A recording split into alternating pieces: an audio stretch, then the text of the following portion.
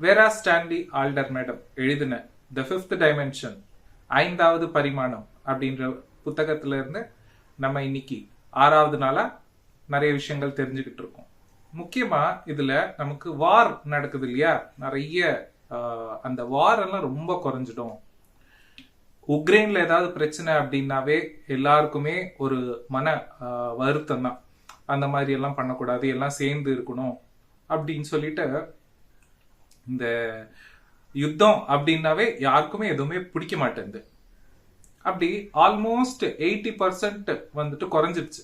இதுக்கு முன்னாடி எந்த ஊரை கைப்பற்றலாம், இல்லை அப்படின்னா எந்த நாட்டை போயிட்டு நம்ம சண்டை போடலாம் அப்படின்ற மாதிரி தான் இருக்கும். ஆனா இப்போ அதெல்லாம் ரொம்ப ரொம்ப குறைஞ்சிருக்கு. இதுதான் டெவலப்மெண்ட் டுவர்ட்ஸ் ஃபிஃப்த் டைமென்ஷன். அப்புறமா டாக்டர்ஸ் அவங்க வந்துட்டு தர்மத்தோட அவங்க ட்ரீட்மெண்ட்டை கொடுப்பாங்க. அதர்மம் அப்படின்னா நம்ம ரமணா அப்படின்ற ஒரு மூவில பார்த்துருப்போம்ல. ஸோ அதை பத்தி எல்லாம் மறுபடியும் டீட்டெயிலாக அதெல்லாம் பேச தேவையில்லை. அப்படி சில டாக்டர்ஸ் எல்லாம் இன்னுமே அப்படி இருக்கிறாங்க. அவங்க எல்லாருமே வந்து நல்லவங்களா மாறிடுவாங்க தர்மத்தோட, லைக் உள்ளுணர்வோட. இதுக்கு இவ்வளோ சார்ஜ் பண்ணக்கூடாது, இந்த மனிதாபிமானம் அப்படின்னு சொல்லுவாங்க இல்லையா, அந்த மாதிரி எல்லாம் வர ஆரம்பிக்கும். ஈவன் டெரரிசம் கூட ரொம்ப ரொம்ப குறைஞ்சிரும்.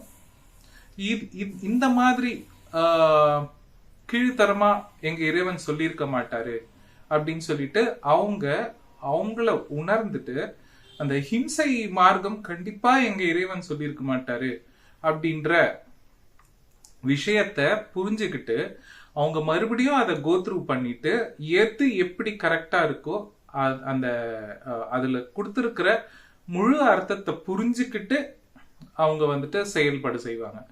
அப்போ அது எல்லாமே என்னாகும், ரொம்ப அன்பா ரொம்ப அற்புதமான ஒரு உலகமா மாறிடும். இல்ல நான் ஹிம்சை மார்க்கத்துல தான் இருப்பேன் அப்படின்னு சொன்னா அவங்களுக்கு வந்துட்டு நம்ம கோல்டன் எரா, அந்த சத்தியுகத்துல அவங்களுக்கு வந்துட்டு இடம் இருக்காது. அவங்க மறுபடியும் நிறைய பெயின் எல்லாம் கோ த்ரூ பண்ண வேண்டியது இருக்கும். அதுக்கப்புறமா தான் அவங்க வந்துட்டு அப்போ கூட அவங்க உணர்ந்து அவங்க மாறினால் ஒழிய, தெரிஞ்சா பத்தாது, மாறணும். ஸோ மாறினா ஒழிய நமக்கு வந்துட்டு அந்த கோல்டன் ஏரால வாய்ப்பு கிடைக்காது வாழ்றதுக்கு. ஜீசஸ் சொல்லுவார்ல, when 2 eye becomes 1 your body will become light அப்படின்னு சொல்லிட்டு. அப்போ அந்த 2 eyes become 1 அப்படின்னா கண்கள் கிடையாது, 2 ஐஸ் சொல்லல அவங்க. ஆக்சுவலா 2 ஈகோஸ், நான் அப்படின்ற ஈகோ, அப்புறம் இறைவன் அப்படின்ற ஈகோ. இறைவனும் நானும் ஒண்ணு அப்படின்ற நிலைய வந்துட்டு எப்போ எக்ஸ்பீரியன்ஸ் பண்றோமோ அப்போ நம்ம பாடி வந்துட்டு லைட்டா மாறிடும். இந்த மாதிரி விஷயங்கள் ஒன்னோட ஒண்ணு ஆகும்போது என்ன ஆகும் அப்படின்னா, நம்ம உடல் சம்பந்தப்பட்ட விஷயம் மட்டுமே இல்லாம நாடுகள் சம்பந்தப்பட்ட விஷயமும் ஒன்னா மாறிடும். நம்ம மாற மாற நாடுகளும் ஒன்னா மாறும் பாருங்க. அப்போ ஒரு தனி மனிதனும் அவங்க தியானம் பண்ணி அவங்கக்குள்ள இருக்கிற இறை தத்துவத்தை அவங்க தெரிஞ்சுக்கணும். அப்போ என்ன ஆகுமா, எப்படி முன்காலத்துல எல்லாம் செப்பரேட்டா இருந்த நாடுகள், இந்தியா அப்படின்னு சொல்லிட்டு சேர்ந்து நம்ம வந்துட்டு செயல்பாடு பண்ணிட்டு இருக்கோம். அதே போல யூகே, யுஎஸ்ஏ, இத போல செப்பரேட்டா இருந்த எல்லாம் ஒன்னா சேர்ந்து ஒரு கண்ட்ரியா எப்படி மாறிச்சோ, ஸ்டார்டிங்ல வந்துட்டு 2-3 கண்ட்ரிஸ் வந்துட்டு ஒன்னா சேர்ந்து ஒர்க் பண்ணுமா. இது எப்போ எழுதுனாங்க அப்படின்னா 1940 எழுதுனாங்க இந்த புக்கு. ஆனா ஆல்ரெடி இப்போ நான் ரீசெண்டா தான் ஒரு யூடியூப்ல ஒரு வீடியோ பார்த்தேன். என்ன அப்படின்னா, சில ஒரு 3-4 கண்ட்ரி சேர்ந்து கரன்சியை வந்துட்டு ரிலீஸ் பண்ணியிருக்காங்க. இதுல அதான் குறிப்பிட்டிருக்காங்க. ஃபர்ஸ்ட் வந்துட்டு ஒரு 3-4 கரன்சிஸ் ஒன்னா மாறும். அவங்க வந்துட்டு அந்த காமன் கரன்சி வச்சுட்டு அவங்க நார்மலா போய் பொருட்களை எல்லாத்தையும் வாங்கலாம் அப்படின்ட்டு குறிப்பிட்டிருக்காங்க. பாருங்க, இப்போ ஆல்மோஸ்ட் அது நடந்துகிட்டு இருக்கு, நம்ம கண்ணால பாக்குறோம். அப்போ நம்ம இந்த உடல் விட்டு போறதுக்குள்ள எல்லா கண்ட்ரீஸும் ஒன்னாகிறது நம்ம கண்டிப்பா பார்ப்போம் அப்படின்னு நான் நம்புறேன். ஒரு நாட்டவங்களை பார்த்து இன்னொரு நாட்டவங்களுக்கு ஃப்ரெண்ட்ஷிப் அப்படின்றது மெதுவா வர ஆரம்பிக்கும். இதுக்கு முன்னாடி நமக்கு சோஷியல் மீடியா இல்லாதப்போ நம்ம நியூஸை மட்டும் பார்த்து தான் டிசைட் பண்ணிடுவோம். எஸ், அவங்க எல்லாருமே கெட்டவங்க, இன்னொரு கண்ட்ரீஸ்காரங்க, அவங்களுக்குள்ள ஈரமே இல்லை அப்படின்ட்டு நம்ம ஜஸ்ட் அப்படிதான் அப்படின்னு சொல்லி ஜட்ஜ் பண்ணிட்டு இருந்தோம். ஆனா இப்போ சோஷியல் மீடியா வந்த பிறகு எத்தனையோ பேரு அவங்களுடைய ஃப்ரெண்ட்ஸ் வேற வேற கண்ட்ரீஸ்ல எல்லாம் இருக்கிறாங்க. இல்லப்பா, அந்த மக்கள் எல்லாம் ரொம்ப ஸ்வீட், ரொம்ப நல்லா ஹெல்ப் பண்றாங்க அப்படின்ற ஒரு அந்த ஒன்னஸ் அப்படின்றது வருது. இத போல நம்ம விஷயங்கள் கேட்கும் போது என்ன ஆகும், ஆமா மக்கள் நல்லவங்க தான், ஆனா கவர்மெண்ட் தான் ஏதோ பண்ணுது அப்படின்ற ஒரு புரிதல் அப்படின்றது வருது இல்லையா? அப்படிதான் இந்த எல்லாம் ஒண்ணு லைக் நமக்கு டிஸ்டன்ஸே இல்லாத நிலைக்கு போயிட்டோம் சோசியல் மீடியானால. அந்த டிஸ்டன்ஸ் இல்லாததுனால நம்ம எல்லார்கிட்டயும் சில பேர் எல்லாம் நிறைய பொருட்கள் ஃபாரின்ல இருந்து இங்க நம்ம ஆன்லைன்ல ஆர்டர் பண்ணிட்டு வாங்கிட்டு இருக்கோம், இங்க இருந்து அவங்க ஆர்டர் பண்ணிட்டு வாங்கிட்டு இருக்காங்க. அப்போ நமக்கு நீங்க வேற நான் வேற அப்படின்றதே இல்லை. சரி, எல்லாம் நம்ம ட்ரேட் பண்ணிட்டு இருக்கோம், இது எதுக்கு வேற வேற கரன்சி, எல்லாம் ஒரு கரன்சியை பண்ணிடலாம் அப்படின்ட்டு சொல்றதுக்கு ரொம்ப நாள் ஆகாது. அதை நம்ம சீக்கிரமாவே பார்ப்போம்னு நினைக்கிறேன். எல்லாருக்குமே எப்பவுமே நல்லது பண்ணணும், ஏதோ ஒரு நல்லது பண்ணணும் அப்படின்ற யோசனை தான் எல்லாருக்குமே இருக்குமா? இப்போ நார்மலாவே நம்ம யாருக்காவது நல்லது பண்ண எவ்வளவு சந்தோஷமா இருக்கு. அதே போலதான் அந்த ருசி இருக்குல்ல, நல்லது பண்ணணும் அப்படின்ற ருசி, அது ரொம்ப அதிகமாயிட்டு அதை எக்ஸ்பீரியன்ஸ் பண்ணி எப்பவும் நல்லது பண்ணணும் அப்படின்ற எண்ணம் மட்டும்தான். எப்படி பண்ணா நல்லா இருக்கும்? இப்போ நிறைய பேரு செடிகள் வச்சுட்டு இருப்பாங்க. அந்த செடிகள் வைக்கும்போது அவங்களுக்கு அந்த ஹாப்பினஸ் வரும்ல. ரோட்ல நிறைய ஹைவேஸ்ல செடி நடுவாங்க, இல்ல அப்படின்னா விதைப்பந்துகள் அப்படின்னு சொல்லிட்டு மலை மேல ஏறி தூவுவாங்க. இது எல்லாம் பண்ணும்போது என்ன ஆகுது அப்படின்னா ஹாப்பினஸ் வருது. அப்போ அந்த மாதிரி ஏதாவது ஒரு விஷயம் பண்ணணும். வாட்டர் பாண்ட்ஸ் இருக்கும், அந்த பாண்ட்ஸை அவங்க ரெஸ்பான்சிபிலிட்டி எடுத்துட்டு கிளீன் பண்ணி விடுவாங்க. இது எல்லாம் என்ன சேஞ்சஸ், நான் எதுக்கு இது பண்ணணும் அப்படின்னு சொல்லி நினைக்காம எல்லாரும் நல்லா இருக்கணும், அதுல நானும் சேர்ந்து நல்லா இருப்பேன் அப்படின்ற ஒரு தாட்டோட அவங்க நல்ல விஷயங்கள் பண்ணிட்டு இருக்காங்க. வரப்போற காலத்துல இந்த அணு ஆயுதங்கள் எல்லாம் பண்ணக்கூடிய ஃபேக்டரிஸ் இருக்குல்ல, அது எல்லாம் முழுக்க முழுக்க ஸ்டாப் ஆயிடுமா. அப்புறம் இந்த சப்மரைன்ஸ் அது எல்லாமே அதோடைய மேனுஃபேக்சர் கூட ஸ்டாப் பண்ணிட்டு வாங்குவோம். பாருங்க, அது கேட்கறதுக்கே எவ்வளவு நல்லா இருக்கு. நம்ம இந்த மாதிரி விஷயங்கள் கேட்கும்போது ஒரு விஷன் அப்படின்றது வரும்ல, அந்த விஷன் தான் நம்ம கிரியேட் பண்றோம். ஏன்னா we are creators. இப்போ நம்ம என்ன பண்றோம் அப்படின்னா லக்ஸூரியஸ் ஜாப் என்ன அப்படின்னா ஐடி சாஃப்ட்வேர் அந்த மாதிரி நம்ம சொல்றோம் இல்லையா?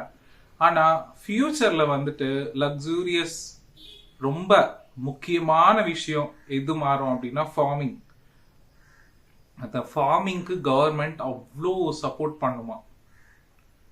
அப்புறமா ஆர்ட் என்கரேஜ் பண்ணுவாங்களாம், டான்ஸ், சிங்கிங், ஏதோ ஒரு மியூசிக்கல் இன்ஸ்ட்ருமெண்ட்டு, கிரியேட்டிவ் திங்ஸ். அந்த கிரியேட்டிவ் திங்ஸ் எல்லாரும் ஒன்று ஏதோ ஒன்று அவங்களுக்கு பிடிச்சது பண்ணிட்டு இருப்பாங்களாம். இப்போ கூட நம்ம இன்ஸ்டால பார்த்தோம் அப்படின்னா நிறைய பேர் பாடுறாங்க, டான்ஸ் ஆடுறாங்க, அதுக்கப்புறமா சமைக்கிறாங்க, சில பேர் பெயிண்டிங், அது போல ஒரு ஒன்றும் லைக் இப்போ டான்ஸ் ஆடும்போது என்ன ஆகும் அப்படின்னா மூலாதார சக்கரா அந்த பிளட் ஃப்ளோ அப்படின்றது நல்லா நடக்கும், அங்க இருக்கிற கிளாண்ட்ஸ் எல்லாம் நல்லா ஆக்டிவேட் ஆகும். அப்படி ஒரு கிளாண்டுக்கு ஒரு ஆர்ட் கனெக்ட் ஆயிருக்கும். பாடும்போது விசுத்திக்கு,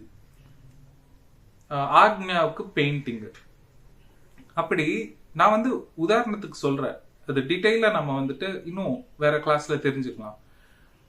அப்போ இந்த மாதிரி ஆர்ட் ஃபார்ம் பண்ணும்போது கூட நமக்கு பிரபஞ்ச ஆற்றல் நம்மளால ஈஸியா ரிசீவ் பண்ண முடியும். ஏன்னா ஆர்ட் பண்ணும்போது நம்ம தாட்லெஸ் ஸ்டேட்ல போயிடுறோம். அந்த தாட்லெஸ் ஸ்டேட் போகும்போது நம்ம ஆட்டோமேட்டிக்கா எனர்ஜிஸ் நிறைய ரிசீவ் பண்ணிக்கிறோம். பூர் ரிச் அப்படின்ற ஒரு பவுண்டரியே இருக்கானாம். பாருங்க, ஜாதிகள் போயிடுச்சு, மதங்கள் போயிடுச்சு, அப்புறம் ஏழை பணக்காரங்கள் அப்படின்ற ஒரு எண்ணம் போயிடுச்சு. இது எல்லாமே எது மூலமா நடக்குது அப்படின்னா முழுக்க முழுக்க ஃப்ரெண்ட்ஷிப்னாலதான். இப்போ காலகட்டத்துல பசங்களுக்கு நான் ஆக்சுவலா நான் சின்ன வயசுல நீ எந்த கம்யூனிட்டி அப்படின்னு சொன்னா நான் ஹிந்து அப்படின்னு தான் சொல்லுவேன். இல்ல இல்ல ஹிந்துல என்ன அப்படின்னு சொல்லி கேட்பாங்க.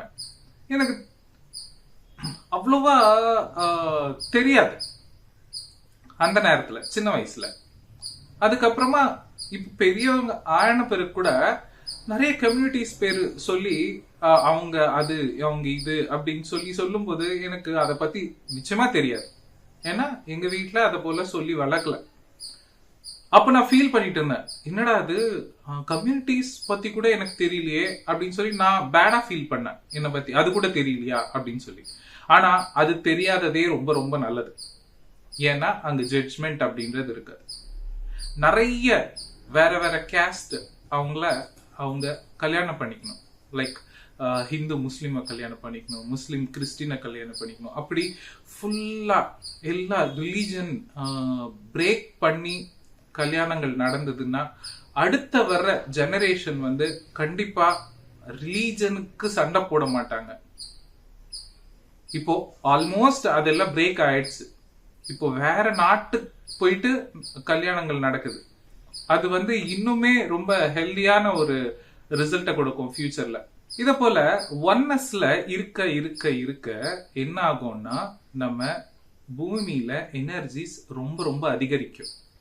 நம்ம சொன்னோம் இல்லையா, நம்ம பாடியில ஏதாவது ஒரு பகுதி, ஒரு நர்வ் ஏதாவது பிரச்சனையா ஃபீல் பண்ணா கூட ஹோல் பாடி எப்படி ஹெல்த் இஷ்யூஸை ஃபேஸ் பண்ணுதோ அப்படி இந்த பூமியில இருக்கிற நம்மளுடைய எமோஷன்ஸ், நம்மளுடைய தப்பான எண்ணங்கள் இந்த ஹோல் எர்த்தையே பாதிக்குது.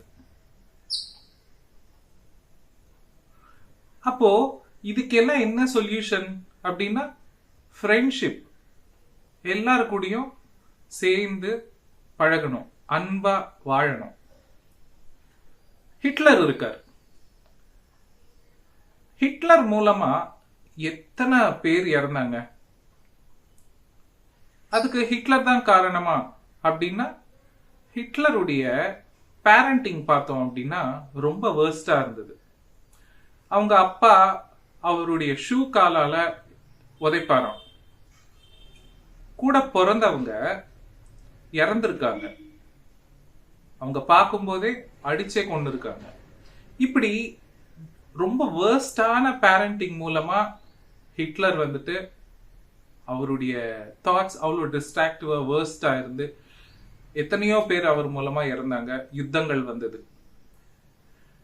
அந்த பேரண்டிங் அப்படின்றது ப்ராப்பரா இருந்தது அப்படின்னா அவர் மூலமா உலகுக்கு நல்லது நடந்திருக்கும். எப்பவுமே கத்தி பேசுறாங்க பசங்க அப்படின்னா அன்பா பேசு, மெதுவா பேசு அப்படின்றத பெத்தவங்க சொல்லி கொடுக்கணும். அப்போ பிள்ளைகளுக்கு யாரு உலகம் அப்படின்னா அப்பா அம்மா தான். அப்பா அம்மா எப்படி பேசுனா, வீட்டுல எப்படி இருந்தா அதே பசங்களுடைய சப்கான்சியஸ் மைண்ட்ல கூட போய் உட்கார்ந்துக்கும். அடிக்கிறதுனாலயோ திட்டுறதுனாலயோ கத்துறதுனாலயோ things will go more worst. ரொம்ப மோசமா கேவலமா போயிடும் இருக்கிறத விட. அப்போ பேரண்டிங் அப்படின்றதே கல்யாணத்துக்கு முன்னாடி ஒரு சப்ஜெக்டா இருக்குமா ஃபியூச்சர்ல. அது ஆல்மோஸ்ட் வந்துடுச்சு. நம்ம இதுக்கு மேல மந்த்லி ஒன்ஸ் இது போல divine pregnancy, like spiritual parenting, கல்யாணத்துக்கு முன்னாடி எப்படி பையன் யோசிக்கணும், பொண்ணு எப்படி யோசிக்கணும் அப்படின்ற விஷயங்கள் எல்லாமே மந்த்லி ஒன்ஸ் நம்ம ப்ரோக்ராம்ஸா கொண்டு வர போறோம் ஆஃப்லைன்ல.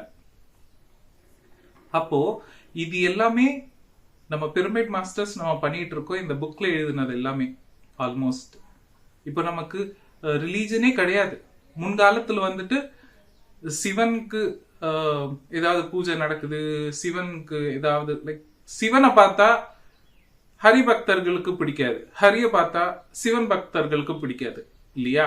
அப்படி இருந்த காலகட்டத்துல இருந்து இன்னைக்கு நம்ம என்ன சொல்றோம், ஹரியும் சிவனும் ஒண்ணு, அது தெரியாத வாயில மண்ணு அப்படின்னு சொல்றோம். இப்போ பார்த்தா நம்ம எவ்வளவு ஓப்பன் மைண்டா லைக் ஜீசஸ் சொன்ன விஷயங்களை நம்ம வந்துட்டு இன்னைக்கு படிக்கிறோம், கேட்கிறோம். பகவத்கீதா சொல்ற விஷயங்கள் கேட்கிறோம், முருகன் சொன்ன விஷயத்தை கேட்கிறோம். இப்படி நமக்கு காட்ஸ்லயே பவுண்டரிலெஸ்ஸா மாறிடுச்சு.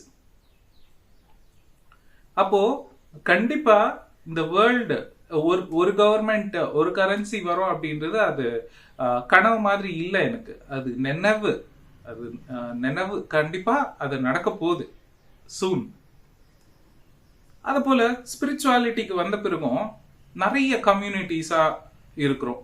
லைக் ஈஷா, அப்புறம் இல்லை அப்படின்னா வேதாத்ரி மகர்ஷி, வள்ளலார் சொசைட்டி அப்படின்னு சொல்லி செப்பரேட்டா இருக்குல்ல. அது கூட ஒன்னா மாறிடும்.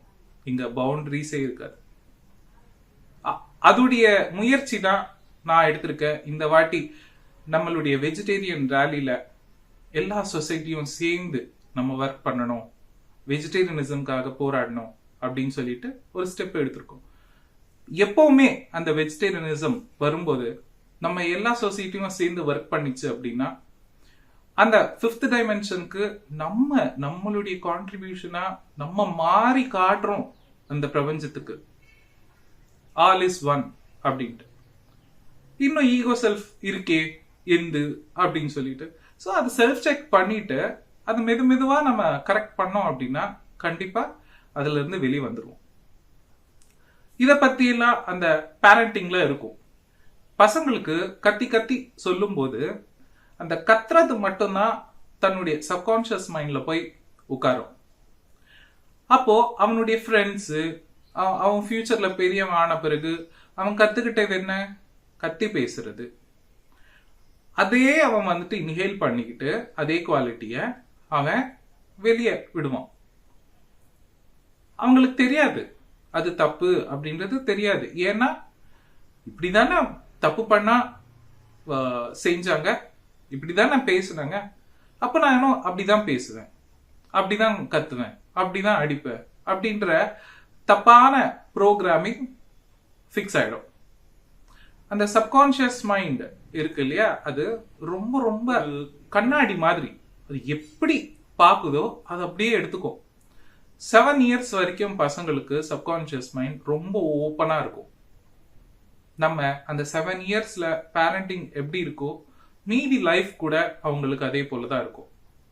அவங்களுக்கு பவுண்டரிஸ் என்ன அப்படின்றத நம்ம சொல்லிக் கொடுக்கணும், தர்மங்கள் என்ன அப்படின்றத சொல்லிக் கொடுக்கணும். வருங்காலத்துல ஸ்கூல்ஸ்ல எல்லாம் இப்போ ஸ்கூல்ஸ்ல என்ன சொல்லி கொடுக்குறாங்க மேக்சிமம் அப்படின்னா என்ன படிச்சா எவ்வளவு சம்பாதிக்கலாம் அப்படின்றதுதான் சொல்லி கொடுக்குறாங்க இல்லையா. எத்திக்ஸ் அப்படின்றதே இல்ல. மாரல் சயின்ஸ் அப்படின்ட்டு சின்ன வயசுல இருந்தது, எங்களுக்கு இருந்தது ஒரு சப்ஜெக்ட். ஆனா அந்த சப்ஜெக்ட் என்ன பண்ணுவாங்க அப்படின்னா நாங்க வந்துட்டு மேக்ஸ் கவர் பண்ணோம், சயின்ஸ் கவர் பண்ணோம் அப்படின்னு சொல்லிட்டு அந்த பிடி பீரியடையும் மாரல் சயின்ஸையும் அவங்க வந்துட்டு ஆக்குபை பண்ணிட்டு இருந்தாங்க. அப்போ பிடி பீரியட் இல்ல அப்படின்னா பிசிக்கல் ஆக்டிவிட்டி இல்ல, மாரல் சயின்ஸ் இல்ல அப்படின்னா மென்டல் ஆக்டிவிட்டி இல்ல. அப்போ ரெண்டும் முக்கியமானது. அந்த ரெண்டு முக்கியமான விஷயம் இருந்தா அவன் லைஃப்ல எதையும் சாதிக்கக்கூடிய கான்பிடன்ஸ் அப்படின்றது கிடைக்கும். அந்த ரெண்டு முக்கியமானத வாரத்துக்கு ஒரு நாள் வச்சுட்டு மிச்சதும் தேவைதான், நான் இல்லைன்னு சொல்ல வரல. பட் இதுக்கும் முக்கியத்துவம் கொடுக்கணும், எல்லாத்துக்கும் ஈக்குவலா பார்க்கணும்.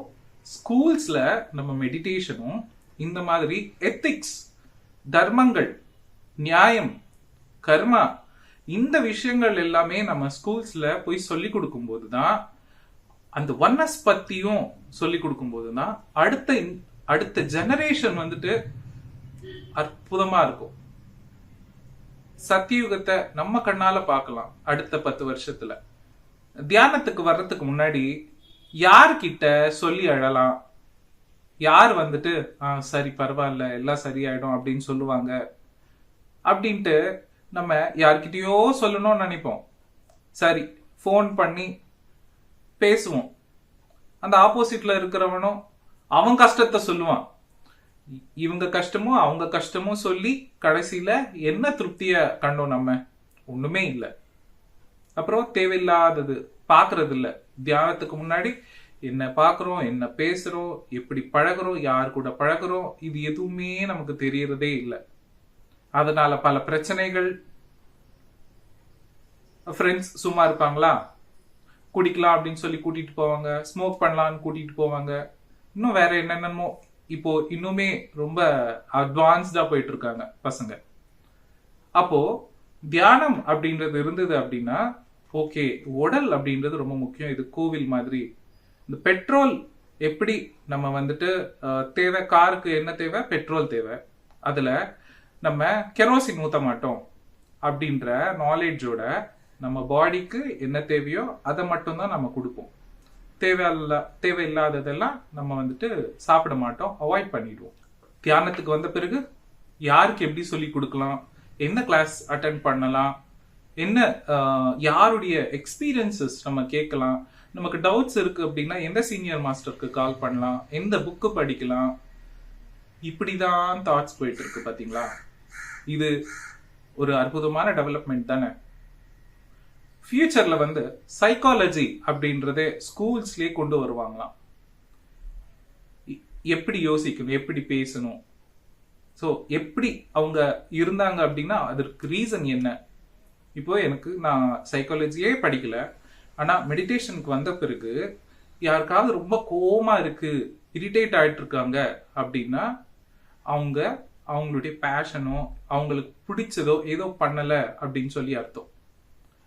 அப்போ அவங்க கிட்ட நம்ம வந்துட்டு உட்கார்ந்துட்டு டிஸ்கஸ் பண்ணும்போது அவங்களுக்குள்ள சின்ன வயசுல இருந்து ஸ்டாப் பண்ண விஷயங்கள் அதை மறுபடியும் வெளிக்கொண்டு வந்துட்டு அதை ஒர்க் பண்ண வச்சோம் அப்படின்னா அவங்களுக்குள்ள இருக்கிற அந்த கோபம் ஈஸியா மறையுது. நமக்கு பசி எப்படியோ ஆன்மாவுக்கும் பசி இருக்கும். இந்த உடலுக்கு இருக்கிற பசி வயிறு ரொம்பிடுச்சு அப்படின்னா போதும் அப்படின்னு சொல்லி தோணும்ல. ஆனா ஆன்மாவுக்கு இருக்கிற பசி எப்படின்னா புது புது விஷயங்கள் கத்துக்கிட்டே இருக்கணும் அப்படின்னு தோணும். நீங்க புது புது விஷயங்கள் கத்துக்கும் போது பாத்தீங்க அப்படின்னா உங்களுக்கு கோவம் வராது, சந்தோஷமா இருப்பீங்க. அந்த லர்னிங் எப்போ வந்துட்டு ஸ்டாப் ஆகுதோ அப்போ கோவம் அப்படின்றது கண்டிப்பா வரும். அதே நீங்க வந்துட்டு எர்த்துக்கு கொடுக்கணும், எர்த்துக்கு உங்களுடைய கான்ட்ரிபியூஷன் ஏதோ ஒரு மூலமா, அது இதுதான் அப்படின்னு சொல்ல முடியாது, உங்களுக்கு எது பிடிக்குதோ அது உங்க கான்ட்ரிபியூஷனா எர்த்துக்கு பிசிக்கலாவோ மென்டலாவோ இல்ல மணியாகவோ எப்படி உங்களால எது கொடுக்க முடியுமோ யூனிவர்ஸ்க்கு உங்க மூலமா நீங்க கொடுக்கும் போது நீங்க கண்டிப்பா அந்த ஹாப்பினஸ் எக்ஸ்பீரியன்ஸ் பண்ணுவீங்க. புது புது விஷயங்கள் கத்துக்க நமக்கு வந்து பூமி மேல அளவு கடந்த மரியாதை வருமா, நம்ம நன்றி செலுத்திட்டே இருப்போமா எப்பவுமே. ஏன்னா நமக்கு இன்னும் அதர் வேர்ல்ட்ஸ் பத்தி கிளியரா தெரியல, இந்த லோயர் வேர்ல்ட்ஸ் பத்தி ஒண்ணுமே தெரியல இல்லையா. இது தெரியுதான் பூமியுடைய முக்கியத்துவம் எவ்வளோ அற்புதமான இந்த பூமி, இதுல இருந்துதான் நம்ம நிறைய கத்துக்கிட்டு இருக்கோம் அப்படின்றதே நமக்கு மெதுவா தெரிய வரும். நான் சொன்னேன் இல்லையா, சுக மகர்ஷி வியாசருடைய பையன், அவரு இந்த பூமிக்கு வந்த பிறகுதான் அவருக்கு எல்லாரும் கூட எல்லா லிவிங் பீயிங் கூட கம்யூனிகேட் பண்றதே அவருக்கு இங்க இருந்துதான் தெரிஞ்சுதான். அப்போ எவ்வளவு அற்புதமான விஷயம். எனக்கு சின்ன வயசுல இருந்து ஆசை இருந்தது, அனிமல்ஸ் கூட கம்யூனிகேட் பண்ணணும், அதோடைய லாங்குவேஜ் எனக்கு தெரியணும், பேர்ட்ஸ் கூட கம்யூனிகேட் பண்ணணும், பிளான்ஸ் கூட கம்யூனிகேட் பண்ணணும் அப்படின்ற ஆசை இருந்தது எனக்கு. ஆனா அதோடைய லாங்குவேஜ் எங்க என்ன லாங்குவேஜ் நம்ம கத்துக்கிட்டா அது கிட்ட பேசலாம் அப்படின்னு சொல்லிட்டு எங்கெங்கயோ சர்ச் பண்ண கிடைக்கல. எப்போ புரிய வந்தது அப்படின்னா நான் ஃபர்ஸ்ட் டைம் சைலன்ஸ் இருக்கும்போது தான் எனக்கு புரிய வந்தது. Silence is language of God. மௌனம் தான் இறைவன் கிட்ட பேசக்கூடிய பாஷை. அப்போ எவ்வளவுக்கு எவ்வளவு நம்ம மௌனமா இருக்கிறோமோ அவ்வளவுக்கு அவ்வளோ நம்ம வந்துட்டு மெதுமெதுவா நம்ம பேர்ட்ஸ் கூட, அனிமல்ஸ் கூட, பிளான்ஸ் கூட இன்டராக்ட் பண்ண முடியும். ஒரு 4-5 சந்தர்ப்பங்கள் ஆச்சு என் லைஃப்ல. அது என்னுடைய எக்ஸ்பீரியன்ஸ் சொல்லும்போது நான் வந்துட்டு ஷேர் பண்றேன். அது கண்டிப்பா எல்லாருனாலையும் முடியும். we can communicate with anything and with anyone because எல்லாருக்குள்ள இருக்கிறது அந்த டிவைன் தான். நம்ம சும்மா இருந்தா போதும். பத்ரி சார் சொல்லுவார், when you become zero you will become hero அப்படின்னு சொல்லிட்டு. எனக்கு ஸ்டார்டிங்ல புரியாம இருந்தது. எப்போ நம்ம வந்துட்டு நம்மளுடைய மைண்ட ஜீரோ ஆக்கிக்கிறோமோ, அது எண்ணமற்ற நிலை, தாட்லெஸ் ஸ்டேட், தியான நிலை, அந்த நிலையில நம்ம எவ்வளவுக்கு எவ்வளோ நம்ம இருக்கிறோமோ அவ்வளவுக்கு அவ்வளோ நம்ம ஹீரோ ஆயிட்டு இருக்கோம் அப்படின்னு அர்த்தம். ஹீரோ என்ன பண்ணுவாரு? எல்லாருக்கும் நல்லதுதான் பண்ணுவாரு. நமக்கே தெரியாம நம்ம ஹீரோ ஆயிட்டே இருப்போம். அதுக்கு பண்ண வேண்டியது எல்லாம் சும்மா இருக்கணும், சஜன சாங்கத்தியம் பண்ணணும், புக்ஸ் படிக்கணும், நிறைய புக்ஸ். இது நமக்கு ஒரு நாளைக்கு ஒரு வாட்டியாவது கண்டிப்பா நம்ம வந்துட்டு இந்த 3 விஷயத்த கண்டிப்பா சொல்லுவோம். தியானம், சுவாத்தியாயம், சஜன சாங்கத்தியம். ஃபியூச்சர்ல வந்துட்டு பசங்களை இப்படிதான் இருக்கணும், நீ இதுதான் படிக்கணும் அப்படின்ற வலியுறுத்த மாட்டாங்க. அது ஆல்மோஸ்ட் வந்துடுச்சு இப்போ. ஸோ அந்த பேரண்டிங்ல இது கூட சொல்லி கொடுப்பாங்க. கல்யாணத்துக்கு முன்னாடி உங்களுக்கு பசங்க பிறந்தாங்கன்னா ஃபியூச்சர்ல அவங்க வளரும் போது நீங்க இந்த மாதிரி ரெஸ்ட்ரிக்ட் பண்ணக்கூடாது அப்படின்றதெல்லாம் சொல்லுவாங்க. டிவைன் பிரெக்னன்சிலேயே சொல்லி கொடுப்பாங்க. அப்போ இந்த மாதிரி விஷயங்கள் சொல்லி கொடுக்கும்போது என்ன ஆகும் அப்படின்னா, அவங்களுக்கு ஒரு ஃப்ரீடம் அப்படின்றது கிடைக்கும். பசங்களுக்கு ஃப்ரீடம் இருக்கும்போது அவங்க நிறைய விஷயங்களை வந்துட்டு புது புது விஷயங்களை அவங்க எக்ஸ்ப்ளோர் பண்ணுவாங்க, சாதிப்பாங்க. சின்ன வயசுல இருந்து நம்ம பார்த்துருப்போம், நீ 2 நாள் அது பண்ணுவ, 2 நாள் இது பண்ணுவ, ஒண்ணுத்துல ப்ராப்பரா இருக்க மாட்டியா அப்படின்னு சொல்லிட்டு திட்டுவாங்க. அப்போ இவ என்ன பண்ணுவான், சரி நம்மள வந்துட்டு ரொம்ப குறைச்சல எடை போடுறாங்க, நம்ம ஏதாவது ஒண்ணு ப்ராப்பரா பண்ணுவோம் அப்படின்னு சொல்லி பிடிக்காம இருந்தா கூட அவங்க கஷ்டப்பட்டு அதை அக்செப்ட் பண்ணிட்டு செஞ்சுட்டு இருப்பாங்க. அவங்க விடுறாங்க அப்படின்னா அது அவங்களுடைய வழி கிடையாது. அவங்க இன்னும் எக்ஸ்ப்ளோர் பண்ணிட்டு இருக்காங்க, அவங்க தேடிக்கிட்டு இருக்காங்க அவங்களுக்கு எது பிடிக்கும் அப்படின்ட்டு. அப்போ பெத்தவங்களா நம்மளுடைய வேலை என்ன அப்படின்னா அவங்களுக்கு அதை சப்போர்ட் பண்ணணும். ஓகே அது பிடிக்கலையா, ஓகே அடுத்து ட்ரை பண்ணு. யார் கொடுப்பா ஹோப்? நீங்க பசங்களுக்கு பயத்தை கொடுத்துட்டு இருந்தா அவங்க எப்படி ஹெல்தியான லைஃப் லீட் பண்ணுவாங்க? நீங்க என்ன கொடுக்குறீங்களோ அதுதான் பசங்க மறுபடியும் சொசைட்டி கொடுப்பாங்க, அதாவது அடுத்த ஜெனரேஷன் கொடுப்பாங்க. நீங்க பயத்தை காமிச்சிங்கன்னா, டேய் நீ இப்படி இருந்தான்னா நாளைக்கு என்னடா பிச்சை தான் எடுக்க போற அப்படின்னு சொல்லி வளர்த்தா அவன் என்ன பண்ணுவான்? அவனுடைய எண்ணம் எல்லாம் அப்படிதான், ஐயோ நான் இப்போ இதையாவது நான் சீரியஸா பண்ணல அப்படின்னா நான் நாளைக்கு பிச்சை தான் எடுப்பேன் அப்படின்ட்டு. ஏதோ ஒண்ணுத்த பிடிக்கல அப்படின்னா கூட அவன் ஒருத்தர் கீழே ஒரு ஸ்லேவ் மாதிரி தான் ஒர்க் பண்ணிட்டு இருப்பான். ஆனா பெத்தவங்களா நம்ம கடமை என்னன்னா சொல்லணும், இப்படி இப்படி இருக்கு, ஆனா பயம் காட்டக்கூடாது, ஹோப் கொடுக்கணும்.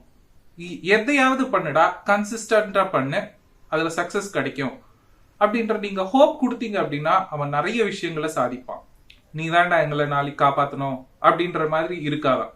ஸோ ஒரு ஏஜ் வந்ததும் ஃபாரின்ல நடக்குது இல்லையா, அவங்களுடைய சம்பாத்தியத்தை பார்த்துட்டு எப்படி போயிடுவாங்களோ அதை போல எல்லா இடத்துலயும் போயிடுவாங்க.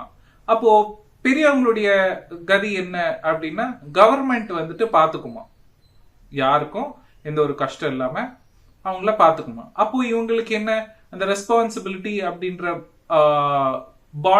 பவுண்டரி விட்டு அவங்க ஃப்ரீயா எங்க வேணாலும் போயிட்டு எப்ப வேணாலும் எந்த விஷயம் வேணாலும் புது புது விஷயங்களை கத்துக்கிறது, நிறைய விஷயங்களை எக்ஸ்ப்ளோர் பண்றது, அந்த மாதிரி அவங்களுடைய மைண்ட் இன்னும் அதிகமா லைக் லிமிட்ல இருந்து அன்லிமிட்டா அவங்க யோசிக்கக்கூடிய தன்மை அதிகரிக்குமா. இறைவா என்னை காப்பாத்து, இல்லைன்னா ஏதோ ஒரு ராகுவோ கேத்துவோ சனியோ என்னை காப்பாத்து அப்படின்னு சொல்லிட்டு நம்ம ஐஸ் வைக்கிறதுக்காக கோவிலா போயிட்டு பிரதட்சணம் எல்லாம் பண்ணுவோம்.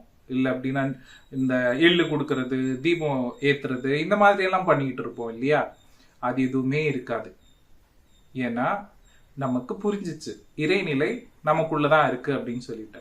அப்போ செல்ஃபா நம்ம எல்லாத்தையும் ஒர்க் பண்ணிப்போமா? அதிகமான நேரம் தியானம் பண்றது, அதிகமா அவேர்னஸ்ல இருக்கிறது, நல்ல விஷயங்கள்ல கேட்கறது, காப்பாத்துங்க அப்படின்ற வார்த்தையே வராதான். ஓகே, இந்த மாதிரி பிரச்சனை வந்திருக்கா, இது எப்படி ஹேண்டில் பண்ணணும், இதுல இருந்து என்ன கத்துக்கணும் அப்படின்றத ப்ராப்ளமா பார்க்காம நம்ம அதுல இருந்து பயிற்சியா லைக் என்ன கத்துக்கணும் அப்படின்ற ஒரு யோசனையோட நம்ம வாழ்வோமா? ஆல்மோஸ்ட் நம்ம பிஎஸ்எஸ்எம்ல பிஎம்சில இருக்கிறவங்க இறைவா அப்படின்னு சொல்லி கேட்கறதே இல்லை. ஏன்னா எல்லாமே கர்ம வினை, நம்ம பண்ணது நமக்கு வருது இல்லையா? அப்போ என்ன பண்ணா எந்த மாதிரி ரிசல்ட் வரும் அப்படின்றது புரிய வருது. கர்மா அப்படின்ற டாபிக்கே நம்ம ஃபியூச்சர்ல எடுக்க போறோம். அதுல கூட எப்படி நம்ம யோசிக்கணும், கர்மா லெவல்ஸ் என்ன, இத பத்தி இன்னுமே நம்ம டீட்டெயிலா நம்ம அங்க தெரிஞ்சுக்கலாம். இப்போ கர்மா அப்படின்னா நம்ம யாருக்கு கொடுத்தோமோ அது நமக்கு திரும்பி வருது. அது தப்பான வார்த்தை கிடையாது. கர்மா அப்படின்றது ஒரு செயல கர்மா அப்படின்றாங்க, அவ்வளவுதான். அது நல்லது கிடையாது, கெட்டது அப்படின்றது கிடையாது. என்ன கர்மம் பண்ணமோ அப்படின்னா என்ன காரியம் செஞ்சனும் தெரியல அப்படின்னு தான் அர்த்தம். என்ன காரியம் செஞ்சனும், அதுக்கு நான் தான் பொருள் அப்படின்றது நமக்கு மெதுவா புரிய வரும்ல. நம்ம தான் காரணம் அப்படின்ற விஷயமே தெரிய வரும். அப்போ நமக்குள்ள இறைவனை நம்ம மூலமா இறைவன் சுவாசிக்கிறார் அப்படின்ற விஷயம் மெதுவா நமக்கு புரிய வருமா? இந்த உடல் மூலமா இறைவன் சுவாசிக்கிறார் அப்படின்ற விஷயம் நமக்கு மெதுவா புரிய வரும். எனக்குள்ள எப்படி இறைவன் இருக்கோ எல்லாருக்குள்ளயும் அப்படிதான் இருக்கு. பிரிசம் நம்ம சின்ன வயசுல இந்த சயின்ஸ்ல எல்லாம் பார்த்திருப்போம். ஒரு லைட் உள்ள என்டர் ஆகும், அதுக்கு 7 ரேஸ் வரும், ரெயின்போ வருது இல்லையா? அத போல அந்த பிரிசம்ல எப்படி ஒரு லைட் உள்ள என்டர் ஆயிட்டு பல விதமான வண்ணங்கள் வெளியே வருதோ, அதே போலதான் நமக்குள்ள இயற்கையில, மிருகங்கள்ல, பறவைகள்ல, மீன்கள்ல, எல்லாத்துக்குள்ள, கிரகங்கள்ல, வேற ஹையர் மாஸ்டர்ஸ்குள்ள, லோயர் மாஸ்டர்ஸ்குள்ள, எல்லாருக்குள்ள இருக்கிறது அந்த ஒரே லைட் தான். So thank you masters. நாளைக்கு நம்ம இன்னும் அற்புதமான ஞானத்தோட தொடரலாம்.